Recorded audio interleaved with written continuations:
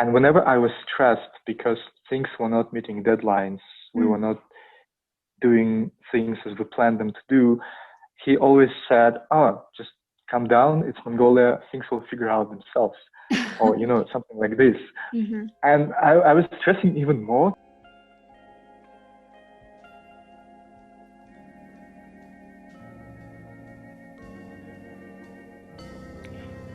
Hi, this is Modern Mongolia, and Happy New Year. Well, finally, the 2020 is behind and we made it to the 2021. So I want to say well done to everyone who is listening. The beauty about new beginning is that it gives us an opportunity to let go of our past and have an excitement for our future. May the new year bring us new friends, new encounters, new experience, and whole new exciting journey ahead. So the guest this week is Dima from Russia. He works in an international NGO in Ulaanbaatar. So let's welcome Dima. So how are you doing today? How are you starting the week? I'm doing quite good. The week, I don't know, I feel like I had a lot of things planned to do on Monday, and at least I'm achieving some of them, which is good. Yeah, so I'm trying to, get myself accustomed to a habit of creating a list of things I want to do during the week and during the day. Sure. And then in the end of the week and in the end of the day, just checking them. Not like trying to put a lot of things, but understand what are the essentials I'm focusing right now. Yeah, so far it's going quite good for this week. Great. So yeah, I was just checking the news and it seems like we have the kind of other bad news that the strict lockdown is about to start from December 23rd. Oh, really? Yes, Oh, and yeah, it's gonna last until January 6th. Yeah. Oh, okay. This is the news. Yeah, I hope, because I moved to Baganur in end of August, and then right before the lockdown, I came back to UB just to visit a friend, and it happened that I had to stay with my friend for the whole period. So now I'm like, okay, yeah, all my stuff left in Baganur. Yeah, so you're stuck here in UB, and you're gonna be again stuck here until next year. Sort of, yeah. I mean, I know that there've been a lot of people stuck in UB, especially when it comes to late November. There were a lot of people here from the countryside, but I understand that for them it might have been some sort of frustration, because you're far from home, you don't have a lot of friends here. Luckily, I have lots of friends in UB, so I don't feel that I'm actually stuck, because stuck for me is something negative. But then, yeah, of course, because everything is left in Baganur, I literally came with a backpack, not expecting anything like this happen. Yeah, and then they literally closed it and announced the same morning. So there was nothing much to do. Okay, I first of all, I wanted to say thank you, Dima, because when I first posted on the expats group, you wrote to me right away and you expressed that you are interested to share your experience, and you also recommended your couple of friends. And I already talked with Atika, and she's great. So I just wanted to say thank you. Yeah, thank you for your kindness and help. So you told me that you work here in an international NGO in UB, and how long have you been working and living here? Yeah, so I came to Mongolia in the end of last July. So July 2019. Actually, it was never a plan for me, to come to Mongolia, live in the country, etc. But it just happened. I used to work in an international NGO called ISEC, Mm-hmm. and how management works there is that all the positions are elected for 1 year, and basically anyone can apply. And if you have proper experience, if people vote for you, then you can Mm-hmm. be elected. So I was finishing my experience in Moldova in 2019, Mm-hmm. and then I was looking into some other opportunities, aiming to go for a global office or maybe have some interactions with other regions because Mm-hmm. the organization is represented all over the world. And I just had this opportunity in Mongolia. It was Mm-hmm. kind of late because usually all the opportunities are filled within January, February, maximum March. Mm-hmm. And I decided quite late to go for other opportunities. Mm-hmm. So I had just few, and that how my experience led me to Mongolia, which everything happened quite fast. I applied for the position in middle of June. I got elected, and then already in the end of July, I came to Mongolia because my contract started on 1st of August, and Mm-hmm. it ended actually on 31st of July this year. So Mm-hmm. yeah, this is how I came. As the organization works a lot with young people, mostly students, also Yes. recent graduates, I had a lot of experience working closely, managing, coaching local youngsters, Mm-hmm. and I would say that it's quite a nice experience. Mm-hmm. I want to ask about what was what was that first period of time when you first come into Mongolia, and how did you feel? Mm. Well, uh, for me, when I traveled, I came through Russia, so I traveled to Buryatia, to Ulan-Ude, Mm-hmm. and even that trip, it was something of novelty for me because I'd never been before in this part of Russia. Mm-hmm. So even going through that region of Russia, it was already some cool experience. And then I didn't expect a lot from Mongolia, honestly, because it's public sector and NGO, so you expect a lot of operations being not run smoothly, maybe some people going in and out because they obviously have other responsibilities. And moreover, we work with students, so of course, education for them is the first priority. But I actually got quite warm welcoming. Mm-hmm. People literally came to the bus station to meet me, and then they helped me to go to my place, showed something around on the way, and then we kind of organized the party in the very beginning, just to know people because there are around 100 students in the organization. Oh. Mm-hmm. So obviously, yeah, I couldn't know everyone. Mm-hmm. Uh, yeah, but people made some effort, to introduce me to those people who were currently in the organization, Mm-hmm. to also learn some culture, some stuff about the city. Yes. Yes, and then almost immediately, actually, we held a conference Mm-hmm. for all the people who were enrolled, and the conference happened not far from Yubi, but it was somewhere outside. I think to the west, maybe, or to the east. And we spent 3 days Mm-hmm. in the countryside. It was a girl camp, so it was very cool experience because summer people are busy, especially students. They definitely Yes. want to get some money, so a lot of them were going as tour guides, living city, and then with a lot of people we actually met only at that conference Mm-hmm. because even though we'd been communicating a lot before, but it was all on social media through Facebook mostly, Mm-hmm. because they were traveling all over Mongolia as tour guides, helping tourists.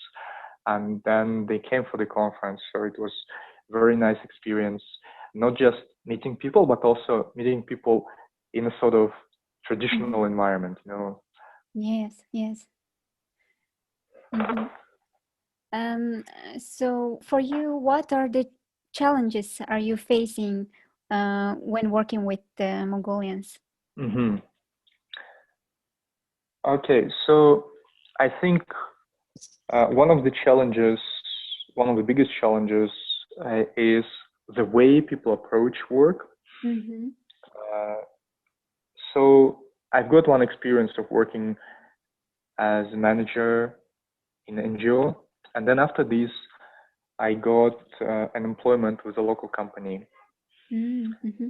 And while I was in the NGO, um, there was not a lot of frustration for me, but still I noticed that it's very hard to move it forward simply Mm-hmm. because people used to say a lot of things they want to do, but when it comes to actually doing, you know, it's very difficult. People Mm-hmm. just disappear. They have 1001 excuses why they Yeah. cannot do it. And then, of course, whenever there is something concerning the family always comes first. Mm-hmm. And this was something that I constantly needed to be aware of because if if the person tells you, "Oh, I'll promise I'll do this," Mm-hmm. or "I want to do this," and then you approach them a week later, Mm-hmm. depending on how they reply to you, you need to understand whether you can actually push the person or you need to maybe let it go a bit. Because, Mm-hmm. for example, if it concerns your relatives, of course you cannot say, "Oh no, but you promised me," Sure. etc. But what I actually realized that it's not just for the students we worked with, it's not just for the NGO sector, but even in my company, I have a lot of that kind of attitude from people that they make a lot of plans, Mm-hmm. but it's very hard to make plans come to the reality. You Oh, know, we yeah. may brainstorm ideas, we may have a lot of tasks coming, but then you realize that you do it once, Mm-hmm. you do it maybe twice, and then it stops, kind of fades out. Also because people apparently while doing some stuff, they tend Mm-hmm. to bring even more ideas, more things. Mm-hmm. So it doesn't allow them to focus properly and they just get things piled up. And in the end, they can't actually remember, you know, what is the ideas they need to follow up with. Mm-hmm. But I feel that this is also my very subjective perspective because my experience with an NGO and my experience with a small local company, they of course do not represent, you know, the whole marketplace of Mongolia. And I know that there are a lot of companies. Mm-hmm. Just observing my friends working in other international companies, international NGOs, the level of management is different. Mm-hmm. As Mongolians, we are, quite known as we do everything at the last minute. I think Oh that yes, could be the very common attitude when it comes to like working together. yeah, that's also something uh, that honestly was stressing me a lot. So I came to be a part of an NGO, and not just to be a part of an NGO, but actually to lead the NGO. Mm-hmm. And I was the only foreign person uh, inside the organization branch in Mongolia. Mm-hmm. So sometimes, well, it actually took me some time to get accustomed with some of the sayings, some of the things people do. And I think what you just mentioned is a very vivid example for me. Is a person who was in my team, and he was responsible for HR and organizational development. And whenever I was stressed because things were not meeting deadlines, we were not doing things as we planned them to do, he always said, "Oh, just calm down. It's Mongolia. Things will figure out themselves," or you know, something like this.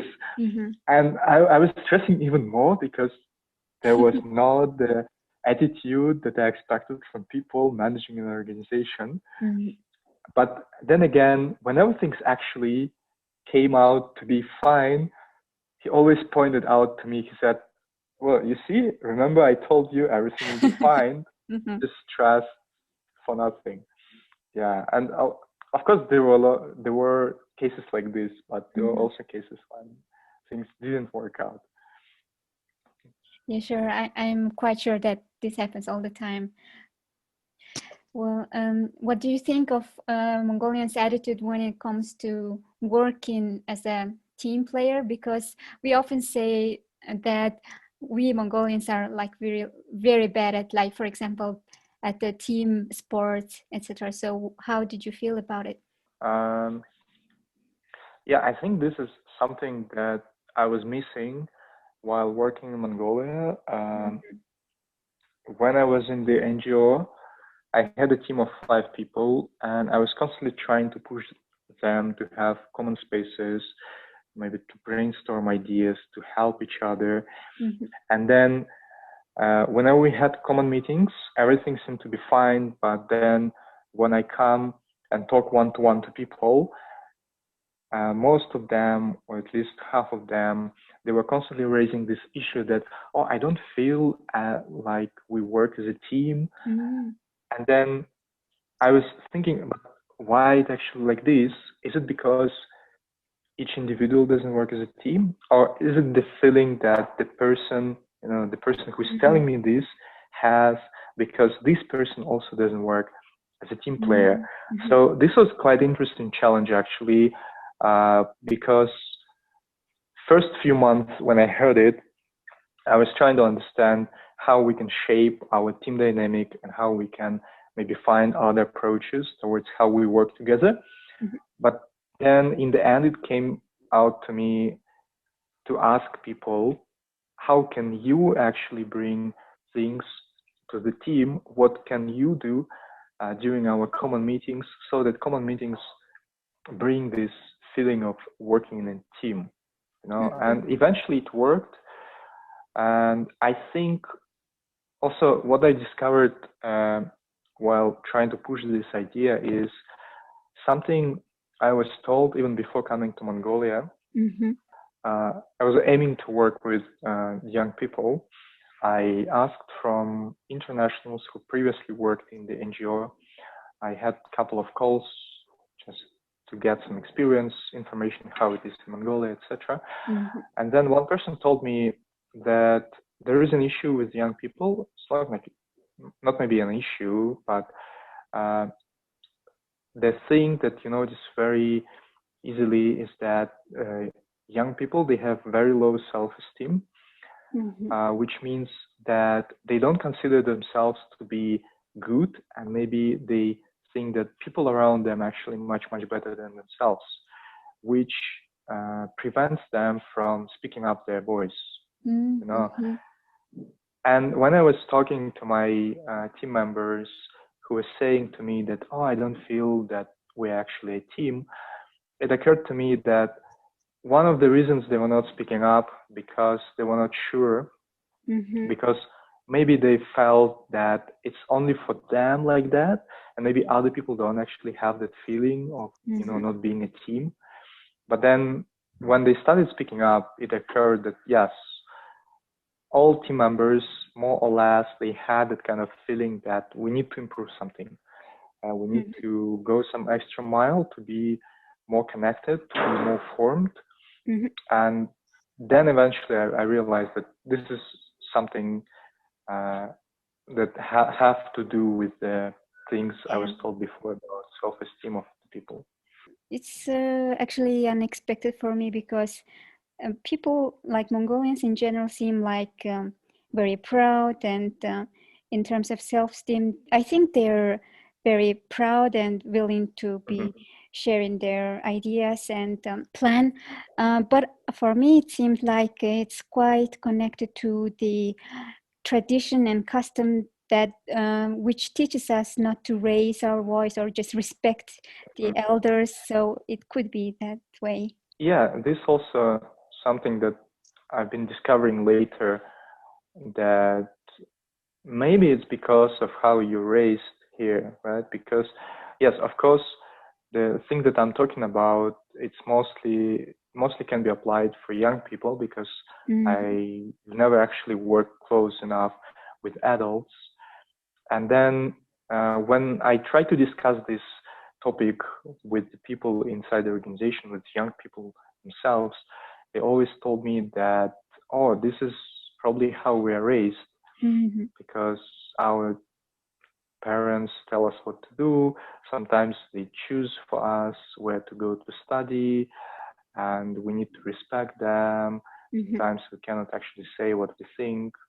Yeah, and I also witnessed some extreme Mm-hmm. um, extremes when kids, well, not actually kids, but young people of 18, 19 years old, they were literally afraid of their parents and they were so Mm-hmm. stressed because of what's happening at home, but they're Yes. not able to raise their voice simply because that's the way it used to be before. Yes. Exactly. Mongolia and Russia has this kind of brotherhood relationship, and especially Hmm. the older people are very fond of Russian culture and Russia. So, how do you feel about this relationship between Russian people and Mongolian? Oh, that's a very interesting question. Because so before coming to Mongolia, I Mm-hmm. spent a bit more than a year in Moldova, which Mm-hmm. uh, used to be a part of USSR, and there is still a lot of uh, culture and a lot of Mm-hmm. traditions that have remained from those times, and uh, it might be not very good. Um, inside the culture because Mm-hmm. there are like different types of people who are pro-Russians, Oh some people yes, against Russia, yes. etc. Mm-hmm. But the fact was, when I was coming to Moldova, Mm-hmm. people used to tell me that, oh, it will be very easy for you since people speak Russian there. Mm-hmm. And I was saying that, yeah, it might be. Of course, maybe 70, 80% of the people in Moldova, they, even if they don't speak Russian properly, but they can understand it. And something similar people were telling me when I was going to Mongolia. Mm-hmm. So they were saying, oh, it will be easy for you because, Mongolia and Russia, they had these relations and there are actually people speaking Russian. Yeah. But I think there there is very big generalization about this. You know, yeah, of course, you can still, even going around UB, you can find places which were built during those times when USSR supported Mongolia a lot. Yeah. You can meet a lot of people who speak Russian, and honestly, I think this is one of the warmest things you can meet in Mongolia. Those old Mongolians who learned Russian someday, and then they meet you, they learn that you're Russian, and they start speaking to you just non-stop. So I Mm-hmm. had this episode when I was uh, going back to Russia, and I took a train to Sukhobutr, Mm-hmm. and there was a man. He was about 70, I guess. He learned somehow that I was Russian, so he started speaking to me, Mm-hmm. and he spoke for 2 or 3 hours, just non-stop, bringing Okay. up different topics, asking a lot of questions about the country, about Mongolia, telling Mm-hmm. his plans, and then talking about his family, and then all over again and again. And I just didn't know how to, say politely that, okay, it's time to go to sleep maybe because it was at night. Yeah. Yeah. We finished around 11 or something. And I guess we finished simply because he kind of got tired because it was already evening. Mm-hmm. Otherwise, if it would be during the day, he would probably speak the whole way to Sukhopatr, all 8 hours. Yeah, Mm-hmm. but that's also uh, that shows that the connection was really strong because if people remember through all these years, it means that there were a lot of good things, Yes. right? Yeah. And so when I came, I think in September, there was this celebration of what was that, 70 years or 75 years of what's the place In called? September. On some, yes, of some battle that happened between Mongolia and China, where USSR actually supported a lot, and then Ah. there was a huge celebration in Central Square. Mm-hmm. Putin came, and there were a lot of news about that, and a lot of my friends were messaging me like, "Hey, do you know Putin is coming? Well, how do you feel about the celebration?" And I didn't know anything about it. So it was Yes. such a surprise because first time I was uh, just walking around and I saw that they have huge stage on the Sukhabata Mm-hmm. Square Mm-hmm. and there are a lot of Russian flags and I was like, why is it so? And then my friends started messaging me and I realized that, oh, okay, now I understand. Yeah, that Yeah. must be So, the Khalkh River battle. yes, yes, yes, Yeah. yes. Yeah. So in general, I feel that there is still that sort of connection, especially considering that you have Russian schools here, you have a Mm-hmm. branch of Russian university, and still you can find lots of people speaking Russian. And whenever they meet you, they, on 99%, they're very friendly. Yes. Mm, I feel like, and yeah, uh-huh.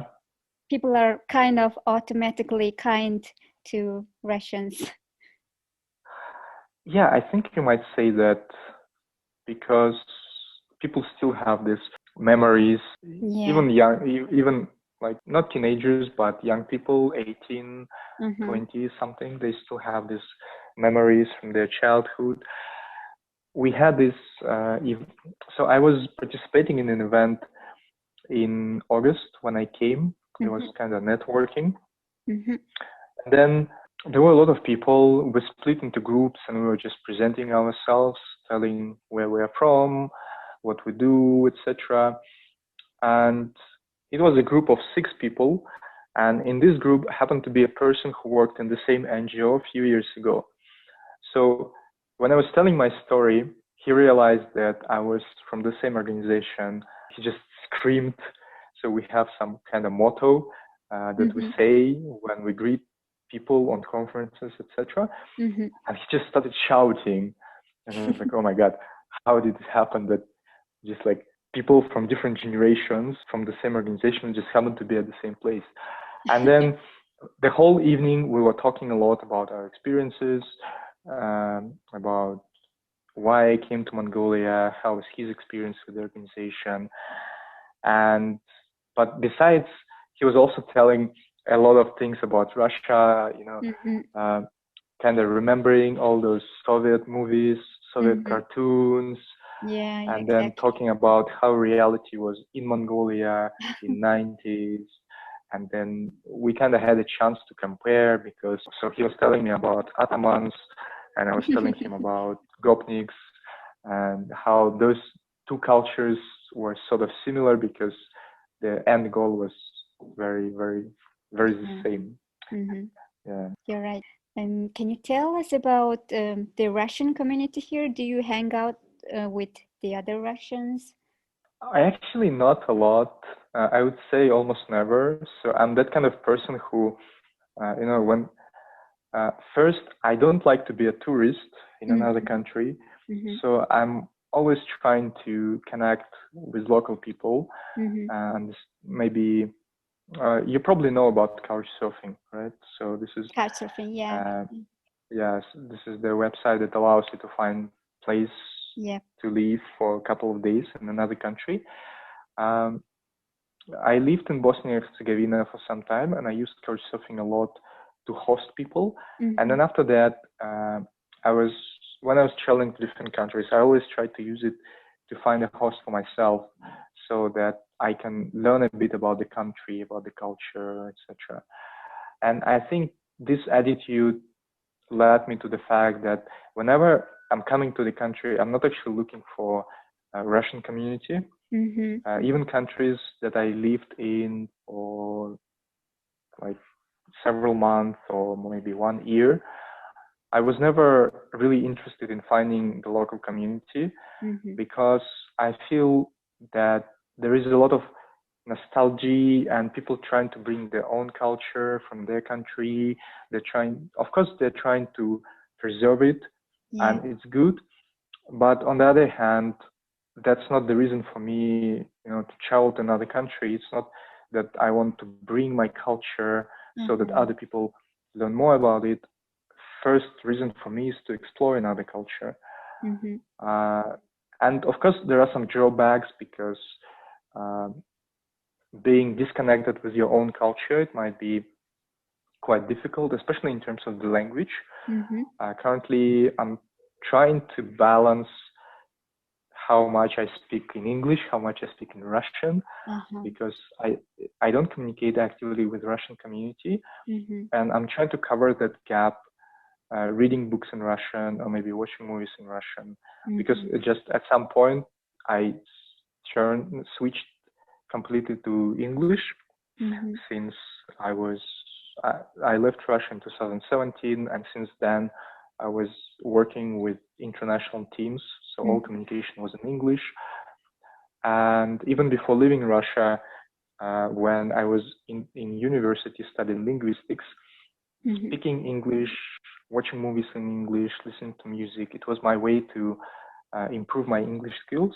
Mm-hmm. But then it kind of became too much. So now English for me is literally the first language I speak most I of the time. see. Uh-huh.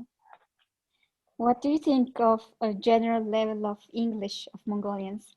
I think if we compare Russia and Mongolia, probably statistically it will be around the same. Mm-hmm. Even though I actually feel that, especially young generation, Mm-hmm. they are catching up faster.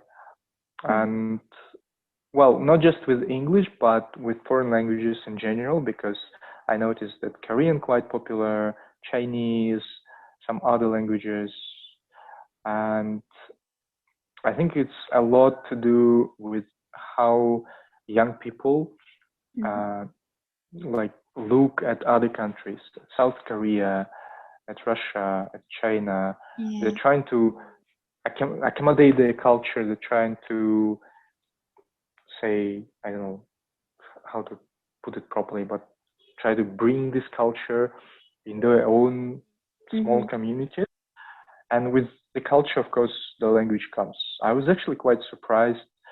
Um, with my company, I've been teaching English, Mm-hmm. and we had some kids around 7, 9 years old Oh. who were quite good with Korean, Chinese, Oh. Russian.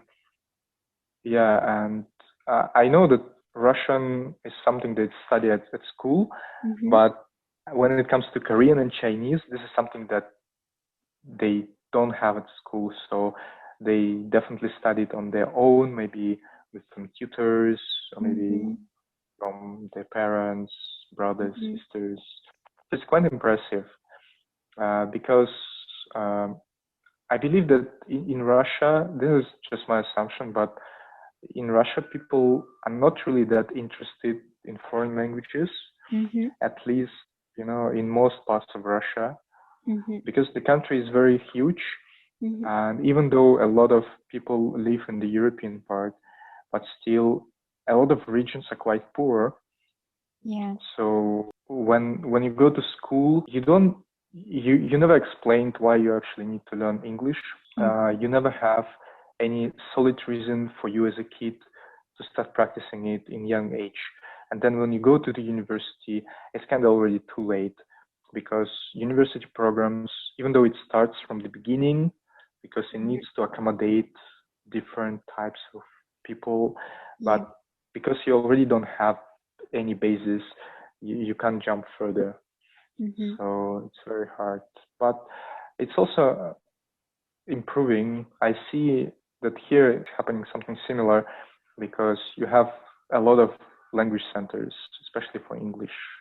A lot of posts, job posting I see on Facebook about hiring English teachers, Chinese teachers. Yeah. Yeah. You're right. Yes. It seemed like parents are encouraging their kids to learn at least two languages, and that is, of course, English. And seemed like recently parents are encouraging them to study Chinese.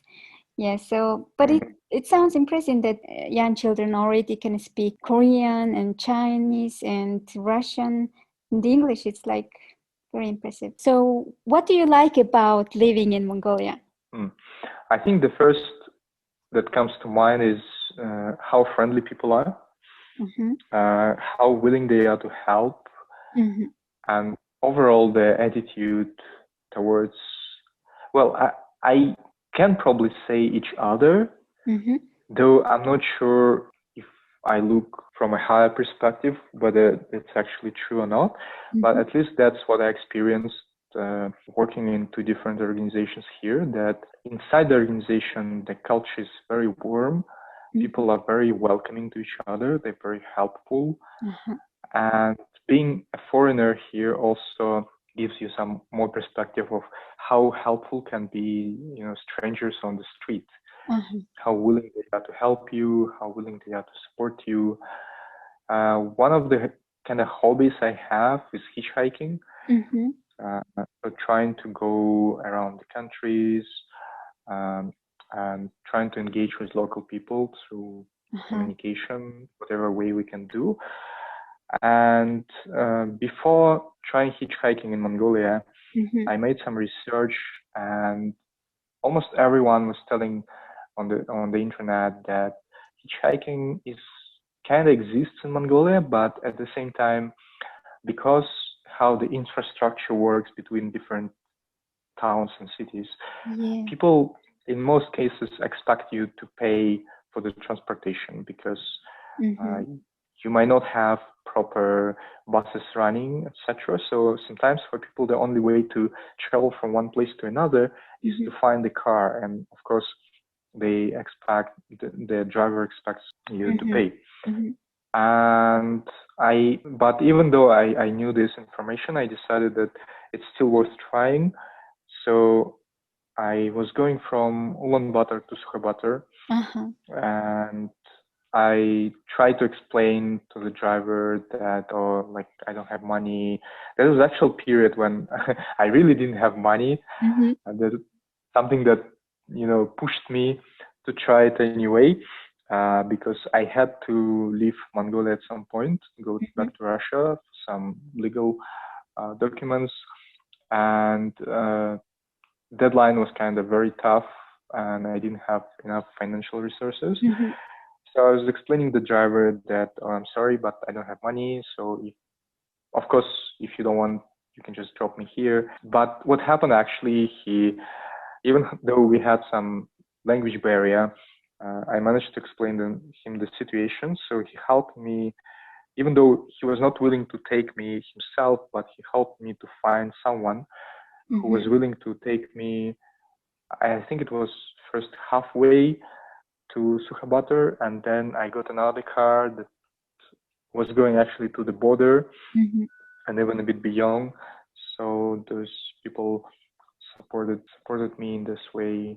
Yeah, it was very good.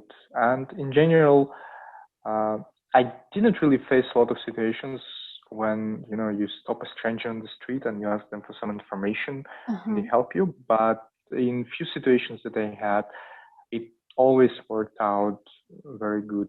You always see that however busy people might look, but they always have this good attitude. It's very interesting to hear about your hitchhiking experience. Which part of Mongolia did you like when you were hitchhiking? Well, it was not actually a big experience. I literally went from the capital to Sukhobaatar, to the border actually, to Sukhobaatar. So, and in general, unfortunately, so far I haven't really had huge experience of traveling around Mongolia, because for the first year I mostly stayed in Ulaanbaatar, since all the people we work with are in the capital, and we didn't have a lot of chances to go out. Though we traveled a couple of places, the one I mentioned, it was somewhere outside of UB, just in a Ger camp, maybe 1 hour drive. And then second time we went to Darhan for another conference, so we stayed there and also had a chance to go around the city a bit. And then in June, when I joined the local company here, we went to Huskul Lake. Mm-hmm. It was around 1 week trip, I think. So, uh, so the company is quite small. It's around 15 people. Mm-hmm. So we all got, it was 3 or 4 cars, I think. And we just traveled the whole way. It took us 3 days to get to Huskul because we were Wow. just driving, through Uh-huh. steeps, enjoying places, visiting some of the places on the way. Mm-hmm. So we were not making a lot of progress. And Mm-hmm. then we spent around a couple of days on Huskul itself and went back. Yeah, went back literally in one day, like waking up at 6 a.m. and coming to UB already around what 8 something, Mm-hmm. 9. That's nice. For to conclude our talk today, what would you advise for others who are planning to come to Mongolia to settle here or to travel here? I think it depends on the purpose, of course. If Mm-hmm. you just want to come to Mongolia, I would say that it's a very good decision Mm-hmm. because first, it's something that not a lot of people know about, even though tourism is, well, not is growing, but grew previously, right? Because Mm-hmm. currently, because of COVID, we cannot say about the future. Yeah. But even though the tourism sector grew previously and there is quite a lot of infrastructure, I would say, at least in Ulaanbaatar for foreigners, Mm-hmm. it's not that difficult actually for a foreigner not knowing Mongolian to communicate with people here, to live here, to do basic things you do in your daily life. You Mm-hmm. can easily find any service available in English. Well, Mm-hmm. it might be a bit more expensive, but um, it's still not as expensive as if you go to Europe or other Asian countries. Mm-hmm. And of course, you should be ready that there is a separation in people's mind, at least in UB, between locals and foreigners. So as a foreigner, you well, one of the sides is that you usually need to pay more. Mm-hmm. Like in most of the services I know, maybe except taxis. Uh, but even though you need to pay more, it's still much cheaper. There is a lot to see in Mongolia. As I mentioned, people are very nice. Mm-hmm. And of course, the culture, this quite unique mix of culture from the Tibet, from China, something from Russia, etc. Because if you look at the menu, you see a lot of Russian names, and then when you look at the monasteries, you see some similarities with what you can find in China, for example, right, or Mm-hmm. in some Tibet Mm-hmm. countries. Like you have Buddhism here, and then I think it's just quite beautiful to explore Uh-huh. and Uh-huh. understand. But if for those who want to come and reside in Mongolia, I would actually recommend to do a lot of research before, Mm-hmm. because as we were mentioning in the very beginning, one of the things that, at least again from my experience, I noticed is that people might promise a lot, but Mm-hmm. it doesn't mean they're gonna do things, Oh, and yeah. a lot of things might be done in the very last moment. Mm-hmm. So I know a lot of cases of foreigners being stressed very much Uh-huh. simply because the legal things might not be worked out very easily, Mm-hmm.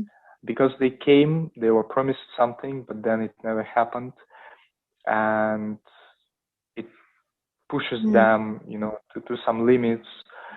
So it Yes. might be very stressful. You need to be ready for that. You need to Mm-hmm. do your own research.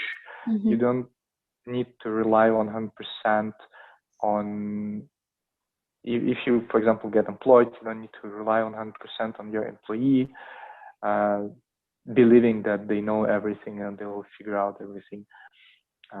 That's yeah, Sure. some people that I know.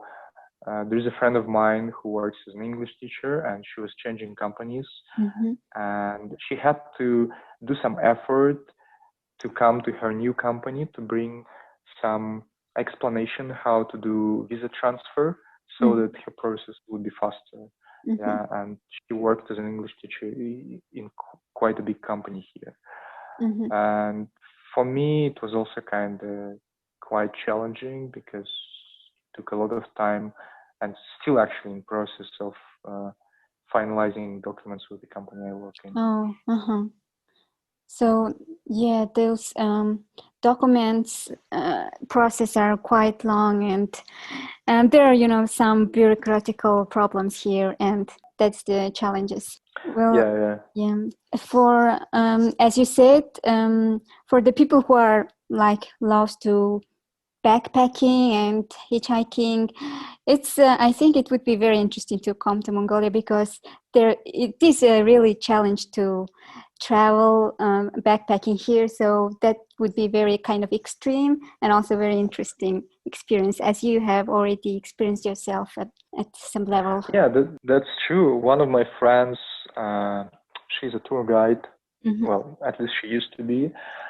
And she was saying that living in the countryside is quite challenging. Mm-hmm. And for those people who are searching for some novelty in their experiences, this might be one of them, because Exactly. of course you might meet tourists who always go backpacking with their tents ready, etc.